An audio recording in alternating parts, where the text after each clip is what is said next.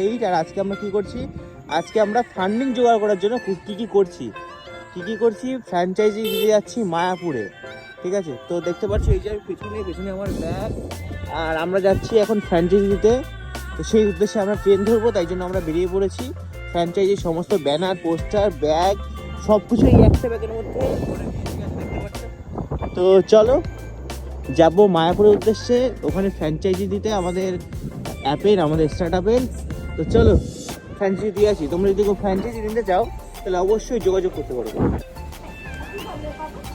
তো আমরা এখন রানাঘাট স্টেশনে চলে এসেছি, সকাল সকাল কৃষ্ণনগর পৌঁছে গেছি। কৃষ্ণনগর এসে দেখছি মানুষের হামলা ট্রেনে, দেখতে পাচ্ছ। আর এদিকে আমাদের বাকেটও ব্যাগ, এর মধ্যে আমাদের প্রায় 25 কেজির ম্যাটেরিয়াল আমরা নিয়ে এসেছি।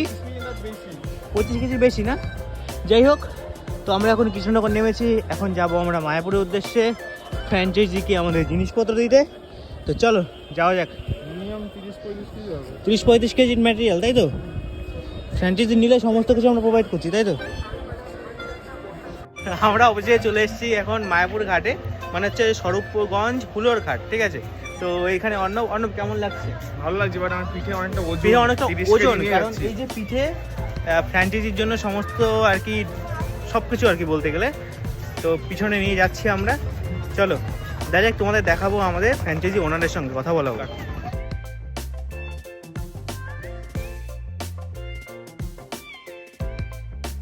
কারণ আমাদের সব কাজ হয়ে গেছে, রানাবাবুর সঙ্গে আমরা স্পেশাল কিন্তু মিটিং করে নিয়েছি, ভিডিও করে নিয়েছি, তোমাদের পরে দেখাবো। দেখতেই পাচ্ছ রানাবাবু বলছে আমরা হ্যান্ড সব প্রমোশন করিয়ে নিলাম। আর চলো এই যে টিকিট, আমরা এখন বাড়ি যাব। চলো বাড়ি গিয়ে আর কি পরে কথা হবে। আজকের দিনটা এভাবেই আমাদের শেষ হলো। তো টুরিস্ট বা যারা আসছেন মায়াপুরে, যারা হোটেলের মধ্যে রুমে বসে বা